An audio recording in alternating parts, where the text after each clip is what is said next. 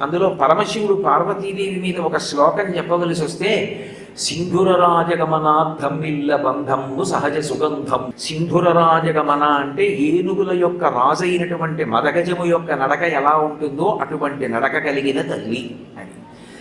అమ్మవారి యొక్క నడక అంత అందంగా, అంత మెల్లగా నడిచి వెళుతుంది ఆవిడ. అందుకే బాగా అమ్మవారి గురించి జపం చేసేటటువంటి వాళ్ళు, అమ్మవారి గురించి ధ్యాన నిష్టలో ఉన్నటువంటి వారికి అమ్మవారి పాదములకు అలంకృతమైనటువంటి మణిమంజీరుముల యొక్క శబ్దములు వినపడతాయి అని చెప్తారు.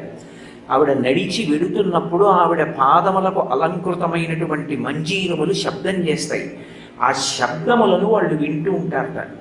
అలా వినగలిగినంతగా ధ్యానంలో కూర్చుని ఉంటారు యోగులైనటువంటి వారు. అంతటి ధ్యాననిష్ట కలిగినటువంటి మహానుభావులు. కాబట్టి అటువంటి